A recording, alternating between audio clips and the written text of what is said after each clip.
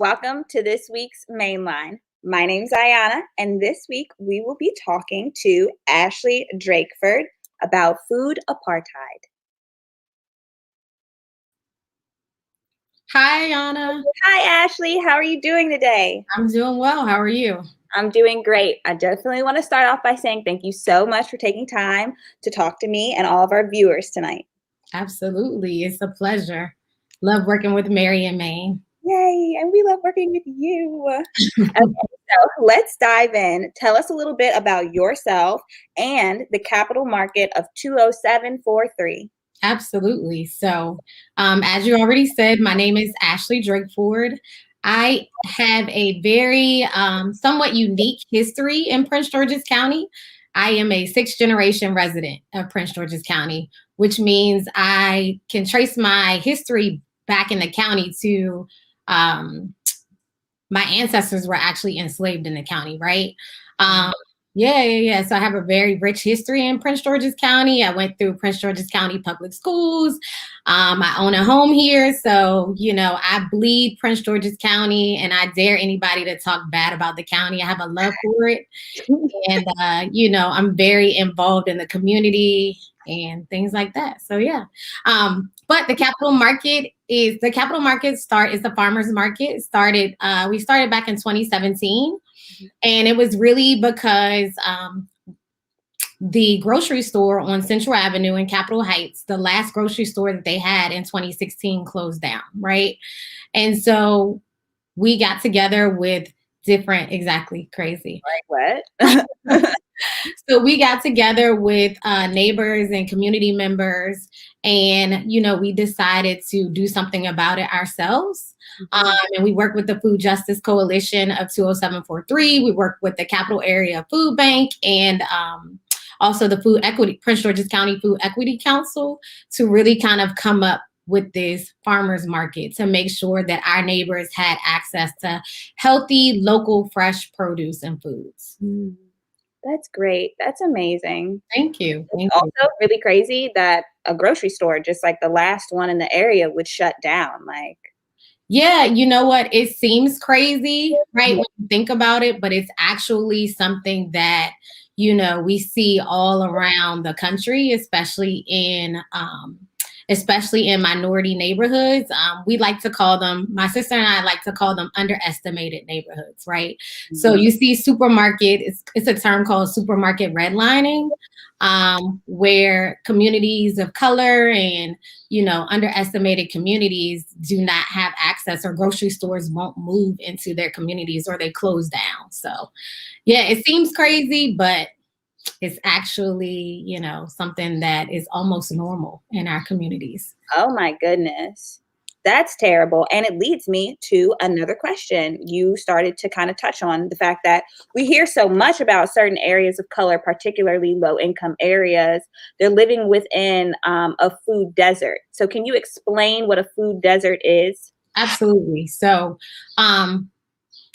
so a food desert is normally the term that people use when they're describing a low-income neighborhood that has little to no access to healthy foods, right? So I think the USDA defines it as in urban communities, there's no grocery store within 5 miles, but food deserts, and I'm going to tell you why that term is kind of problematic a little bit later on. But food deserts can also be in rural areas where someone might have to drive, 20 or 30 miles to get to a grocery store, right? So it doesn't just exist in like urban communities.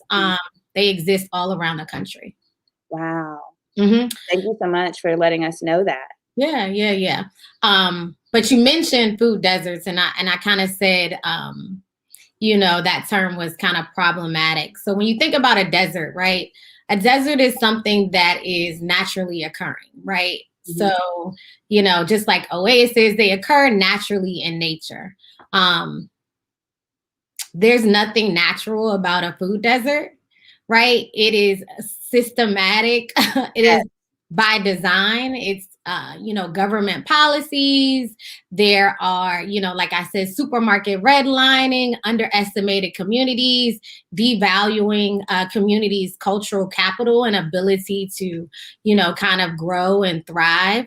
Mhm. So we like to use the term food apartheid because that term pretty much takes in consideration, if you think about that iceberg, I know I see this on Twitter a lot. You think about that iceberg, right? So food deserts, that's literally just like the tip of the iceberg, right? Underneath, that's what you see on the surface. Underneath, you have all of these systemic issues of racism and capitalism and, things like that, that are really the bigger problem. That's the root of the issue, right? But what we see are these neighborhoods that may not have grocery stores or what have you. Also, when we use the term food desert, right? When you go to the desert, I don't know if you've ever been to like Arizona or California or anything like that.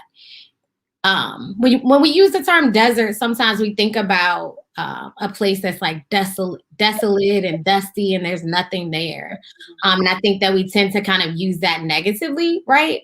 But really, if you visited the desert, it's actually full of life, right? And there are plants and animals there that have adopted and adapted to this life, and they actually thrive really well, right? And so when we call a place a food desert, I think that we really kind of dismiss the cultural capital that those communities really have, right? They have created ways to continue to exist and thrive. It's just not, maybe not the best way, but yeah. Wow, that makes so much sense. Like, thank you so much for putting it that way, because this is not a natural occurring thing. Like, people are working behind the scenes to enact this stuff and make this stuff happen. So one, it's not natural, and it's definitely happening in places where there are a lot of people. There's a lot of life in these areas. Absolutely. Wow. Apartheid Absolutely. definitely gives it the weight that it needs. Right, exactly. And I think that it puts the ownership back on who it belongs to, right? Right. These officials and these people who have the power to redline stuff like that. Absolutely. Absolutely. Wow, thanks so much for that. Okay, so then that leads me to my next question. What is food justice? Yeah, so food justice or food sovereignty is really the ability for neighbors and communities to exercise their own right to grow and sell food and to really kind of create their own food systems, right?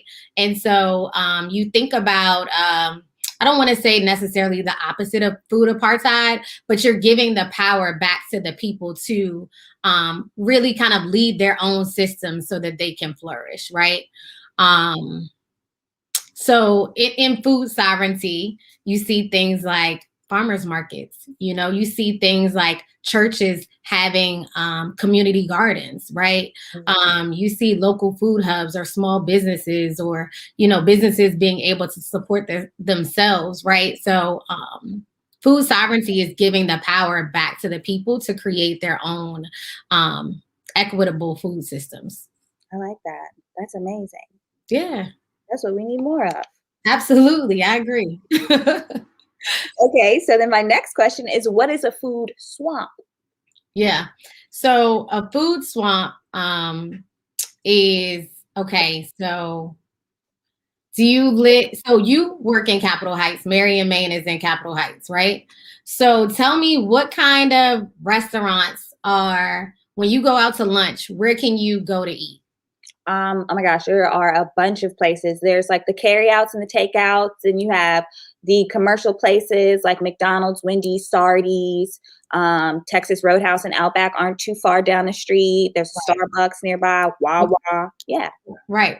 So I think that you just kind of hit the nail on the head, right? So a food swamp is where markets are oversaturated with those unhealthy, high calorie, fast food, junk food options, right? So you think about corner stores and gas stations and liquor stores and McDonald's and Wendy's, right? So you're saturated with all of these places to go, right? But where can you go get a healthy salad? Where can you go get organic produce? Where can you go to get, something different? And so a food swamp is really somewhere where you're inundated with all of these unhealthy options. Typically in food swamps, you see food swamps or in food swamps, you see, higher rates of disease and obesity and things like that because neighbors really don't have many other options. Wow. That makes so much sense. And for all Mhm. of those places that I listed while you were talking about that, there was only one healthy place that I thought of, and it wasn't in the forefront of my mind because I didn't say it. Which one was that? It's called Everlasting Life or Oh something like yeah, that. okay. Yep, Yeah. yep. Mhm. Oh, but yeah, that makes a whole bunch of sense. Right. I So you have what like 10 places to choose where you can get a burger, you can get a soda for 99 cents. Mhm. But you have only one place where you can get, a healthy food option. So I feel like that happens a lot. Is that a popular thing, food swaps? yeah, food swamps are pretty popular. So we recently looked into, right, getting a billboard for the market, and we'll probably talk a little bit more about this later, right? So Mhm. I think right there on that stretch of Central Avenue, there's a McDonald's. There's probably two McDonald's within a half a mile of each other. Yep. Across the street from McDonald's is a Wendy's, Yep. right? The Krispy Kreme. Mhm. And so we looked at getting billboards for the market, right? And McDonald's has like a hold on all the billboards in that area. And they consistently, Wow. I think McDonald's might have had the billboards that we were looking at for maybe like the past 18 months, right? And so you think about the power that a company like that yields. I think it was like it might have been like $6,000 for 4 weeks or something like that. So you think about like the money that these big corporations are really kind of pumping into keeping keeping this type. Wow. Yeah. So That's crazy. it is. It's really interesting. That's very disheartening though. Like they're actually stopping the area from fighting to be better, we're fighting for food justice, it sounds like. And because they have all this money, they're blocking us from even letting the masses be aware of what we're trying to do for them. Yeah. I mean, it's very interesting when you think about so in some of my studies I did some research, and we talked about like different neighborhoods or what have you. And earlier you spoke about like a grocery store not being in a neighborhood, right? And so in some of my research, I've learned that um, certain supermarkets, right? Let's say they might open up a supermarket in, let's say, Capitol Heights, since we're talking about Capitol Heights, for instance. Studies show that these supermarkets that are opening in low-income minority areas that, struggle from food apartheid, sometimes you'll see that the prices of groceries or the prices of healthy food will actually be more than if you go outside of the community to, the same store in a different, more affluent neighborhood. The groceries or healthy food will be cheaper. So it's just when you really start to kind of look at it and get into it, it is really, really crazy. I know, like it says, 8% of African Americans live in a census tract with a supermarket. The Washington Post did an article. So the district's two lowest income neighborhoods, which are obviously overwhelmingly Black, have one supermarket per 150,000 residents, Wow. compared to one supermarket per 12,000 residents in the highest income neighborhoods, right? So like it's one thing to kind of like read a statistic, but like when you really think about it, okay, so you're saying everybody in Ward 7 and 8, y'all have one grocery store to go to, right? Right. And then in these other neighborhoods, you see Harris Teeter, you see Whole Foods, you see all of those, and everyone else in those poor wards, they have to kind of shuffle and make do in their neighborhoods. So, Wow. I'm all about healing the community or taking control from the inside out, right, and not waiting on anybody else to give me a solution. Mhm. Good for you. That's amazing. Thank you so much for that, because it seems like a situation where nobody's going to come in and save us. Absolutely. So we have to save ourselves. Some of this stuff I would think would be illegal, but then I remember, historically speaking, our country, you know what I'm saying? And Right. it seems like something that has flown under the radar for so long. So they continue to get away with it because people don't know things like that. The fact that the same item in two different grocery stores can be marked up because it's in a black super, that definitely should be illegal. Like, wow. Yeah. Yeah. I mean, it's sad, but we have to create ways for ourselves, unfortunately, and ultimately that's why we're talking today. We're here to kind of create food sovereignty, and we're here to be able to take control of our food systems and help educate our community on where they have power, and so that we can all do this together. That's amazing. I'm so excited. So, how does supermarket access impact communities? Mhm. How does supermarket access impact communities? And having access to supermarkets. Yeah, I think we talked a little bit about this before, but you see higher rates of diseases in communities that do not have access to supermarkets. So many different ways. In my thesis, I kind of talked about how sometimes it costs more to be poor, Ooh, right? deep. So, if I can't walk to a grocery store, right? Or if I don't have a car to go to the grocery store, what do I have to do? I have to take an Uber, I have Mhm, to take the bus to mhm. drive to that grocery store, right? So that's number one, time that's taking me away from, my job, time, money that I have to spend to, travel back and forth. So a lot of times, there's so many different factors and negative effects, unfortunately, of not having a supermarket, right? You don't have access. Number one, you don't have access to that healthy produce, right? Number two, you don't see the jobs in your neighborhood that other communities have, right?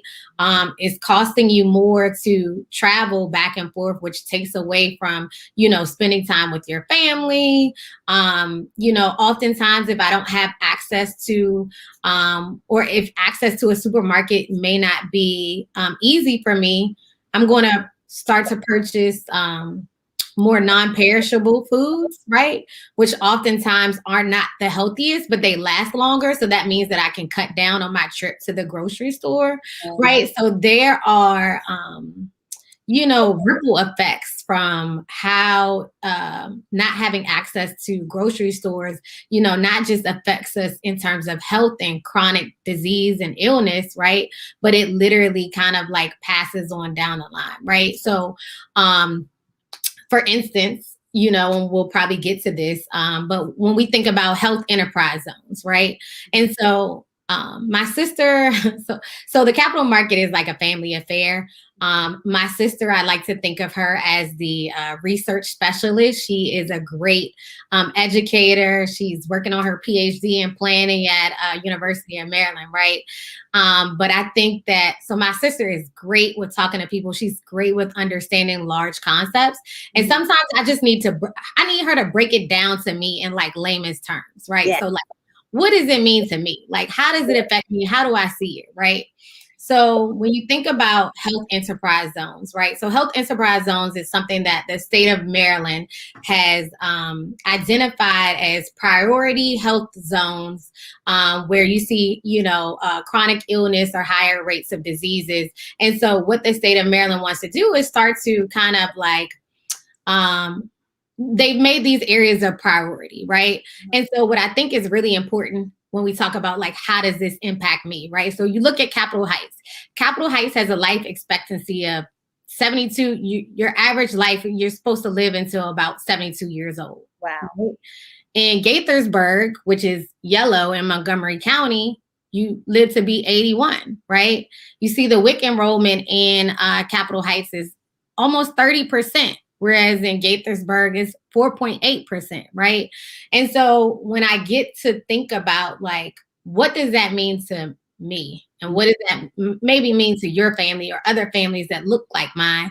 That means that my grandma's not going to be here as long as you, somebody that lives in Gaithersburg, I was right? about to say that's a whole 9-year difference in Yeah. life. Yeah. I mean, and you know, I take this personally. Yeah. What is that? Like that Michael Jordan clip, and I took that personal. So I take this personally because, you know, some of these health and risk factors, and maybe not necessarily a supermarket, right? But when we talk about this overall overwhelming system, uh, racially charged system, right? And health and disparity and supermarket redlining and regular redlining, and Black women are not getting the proper treatment at a hospital, right? When we look at all of these factors in these systems, like I said, I take that personally. You know, I lost my mom at 47.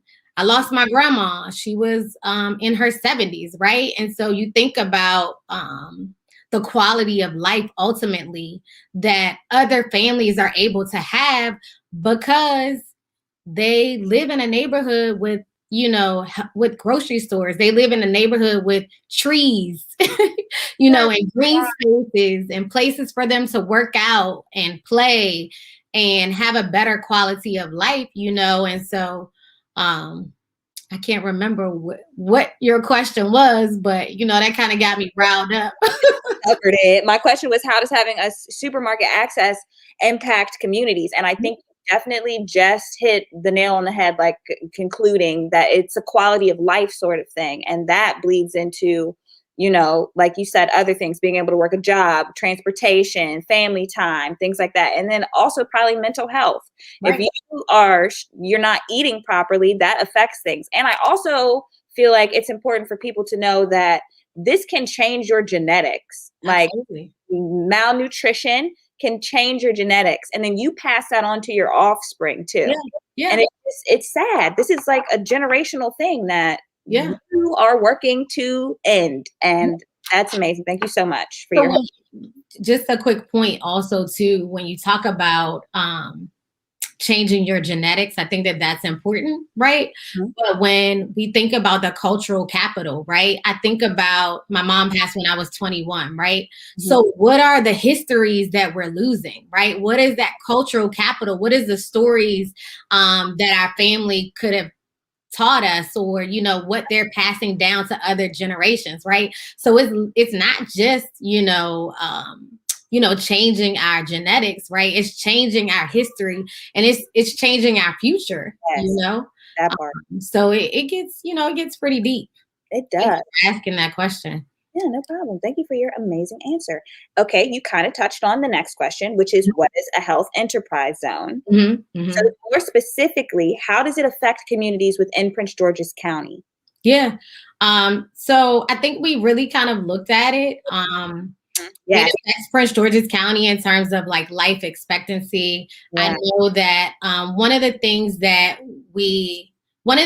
you hear spoken all the time is that Prince George's County is the wealthiest Black county, wealthiest per capita than anywhere in the United States, right? Mhm. So what does it say that people in Prince George's County, who are supposed to be like the creme de la creme, that we're still suffering this much as opposed to, some of our white counterparts, right? So I think so if we're experiencing this in Prince George's County, right, where we're like, Wakanda, what Right. are African Americans in other parts of the country, what are they experiencing? Right. What are those gaps? So, That is such a good point to make. And mhm. thanks for bringing in the statistics, because I actually don't think I knew that PG County was like that well off. You know what I'm saying? Oh yeah, Statistically yeah, speaking. Yet then you go to a chart and see that even though we're so well off, you still might not make it to 75. Like that's right. crazy. Right. I mean, we saw this, definitely within the last year. Look at, how the higher rates of COVID-19 that were in Prince George's County versus, other parts of the state, or, the other local municipalities. Where it was the highest were where we saw minority communities, so. Mm. Okay, I heard you use this term multiple times, and now it's time to define it. What Mhm. is food sovereignty? Okay. So food sovereignty is really just kind of giving our communities the access to grow and sell and take control of their own food systems, right? So in a food system, you think about it's not just like, it doesn't end with just having the grocery store, right? We talked about that tip of the iceberg. It means that we can grow our own food, we can distribute, we can sell, we're caring about the workers, that's what food sovereignty is. I love that. That's amazing.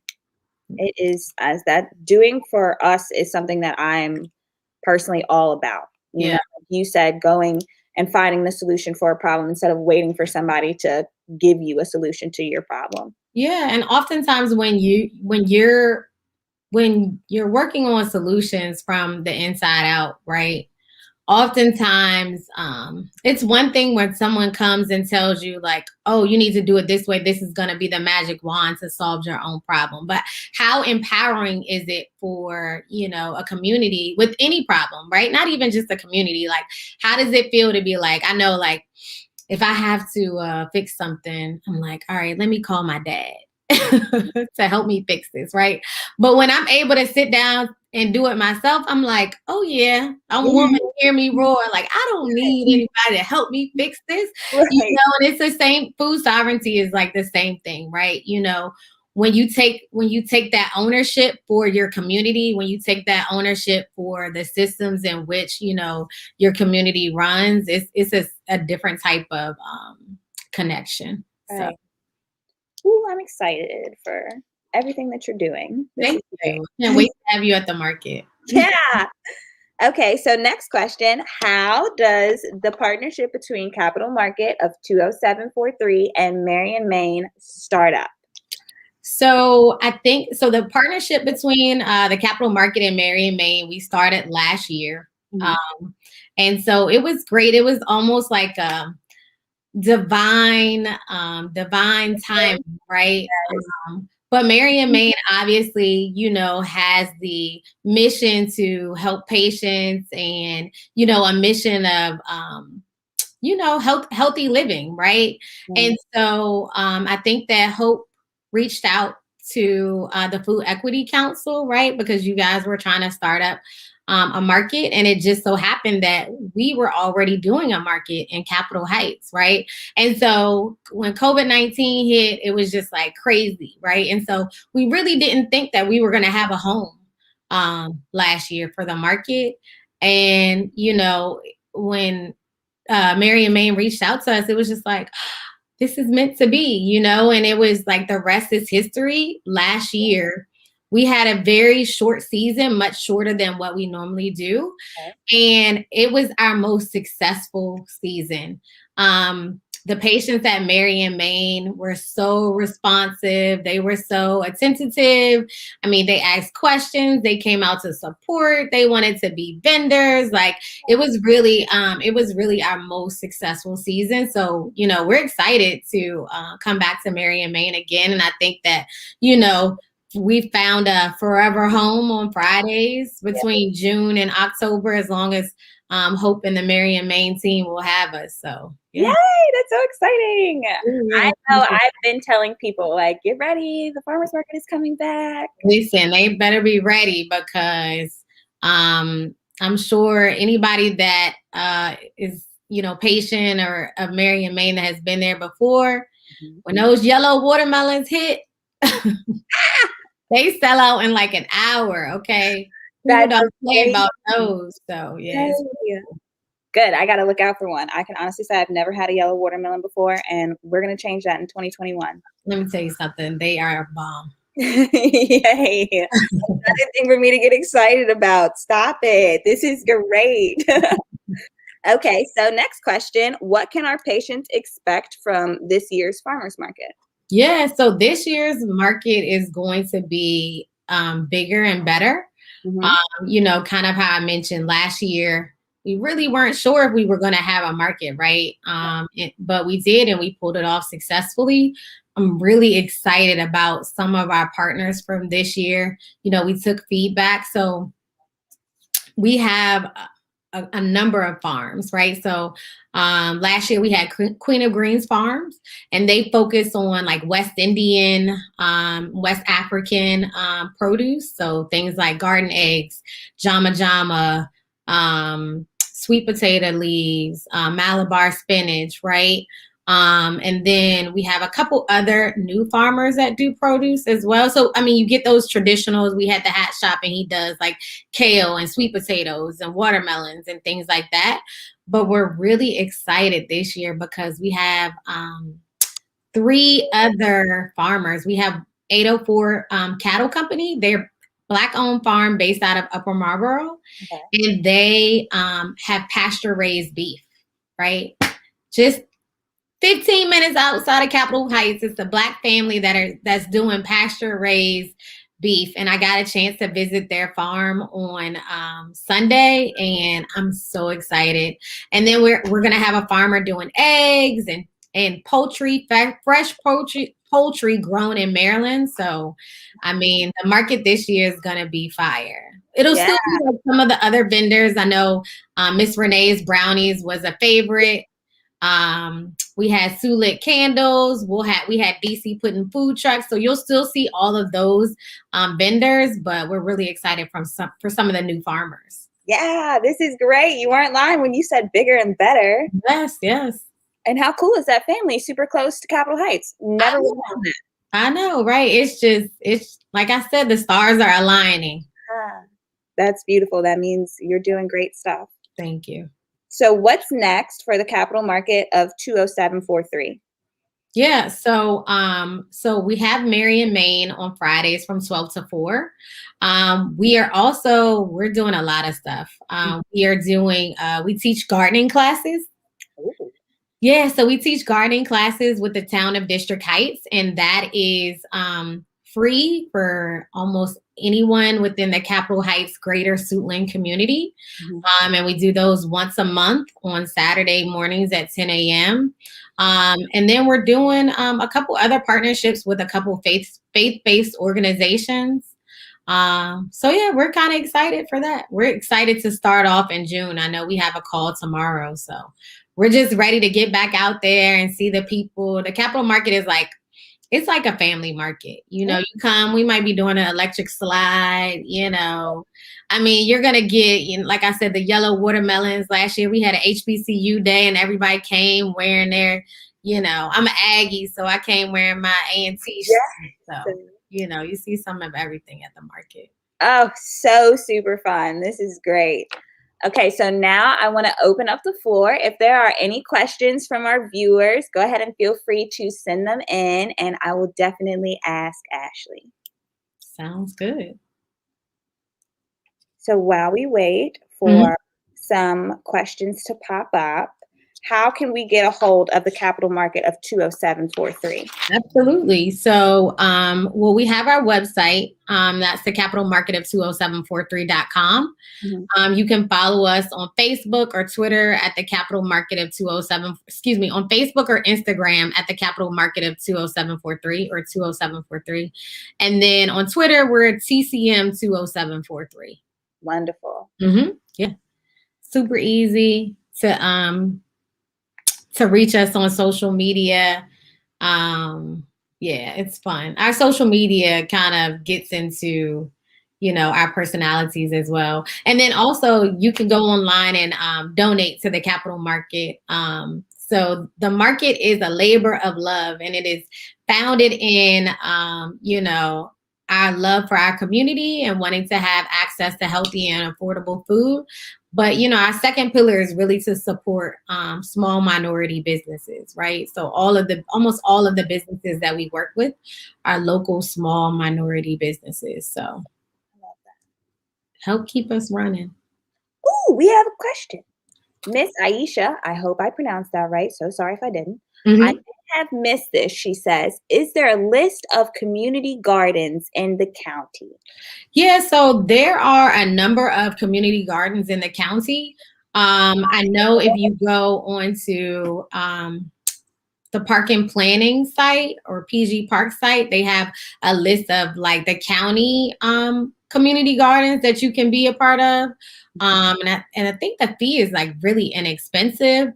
Other than that, I would just kind of like Google, because each community, they kind of have their own gardens that may not necessarily be sponsored by the county. But yeah, I would start with going on Maryland National Park and Planning. I always get those acronyms wrong, but there we go. Look at there. Start by looking at that. Okay. Oh gosh, that was awesome. Okay, so for people who don't know, a community garden is like a plot of land where you can go and plant what you want to plant in your like section of that plot of land. Yeah, so I'm a part of 2 community gardens. I'm a part of the community garden in Cottage City, and also the community garden in District Heights. And so with the community gardens, like you said, so different community gardens do it differently, right? And at both of the gardens that I'm a part of, everybody has a raised bed, right? And so each person can kind of grow what they want to within their raised bed.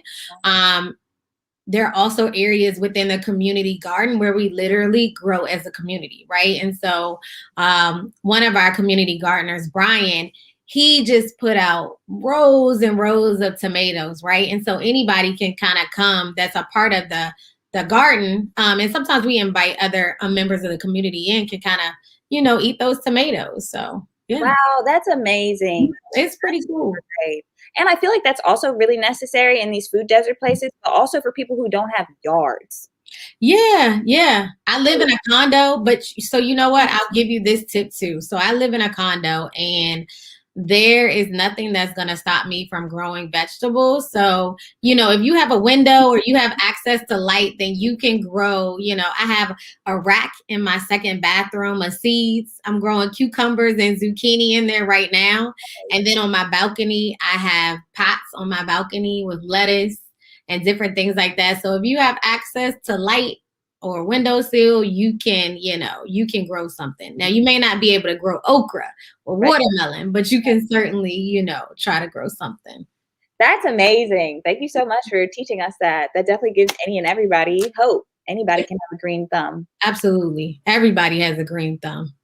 Ooh, another question from Miss Aisha again. Also, will Ashley have her apple butter again this year? Oh, that's so funny. It's so funny because I was just looking at the empty jars that I have I had to buy them up because they were hot items. So yes, I will have my apple butter this year. I think I owe like 1 or 2 people some apple butter. So for sure, I will have my apple butter again this year. It might be something a little spicier, actually. Ooh, that's exciting.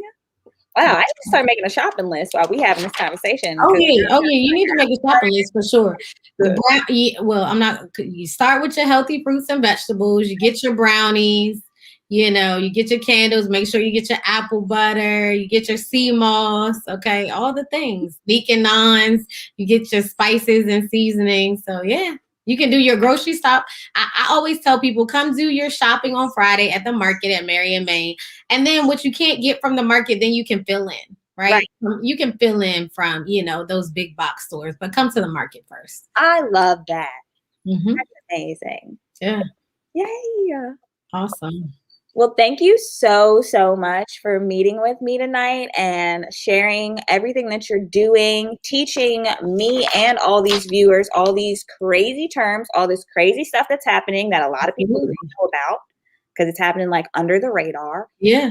And just thank you for definitely working hard to do something about it. I am very excited that Marion, Maine is partnering with you guys at the Capital Market of 20743. This will definitely not be the last time that I talk to you, but I want to thank you so much for talking to me on the main line tonight. Absolutely. Thank you so much, Ayana, for all the questions. Of course, we are so grateful for the partnership that we have at Marion, Maine.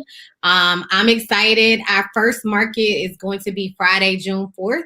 So, and it's 12 to 4. Like I said, thank you so much just for letting me be a part and, for kind of helping to nourish and bud up the capital market. So, yeah, we're excited. I'm excited. Can't wait. Yeah, me either.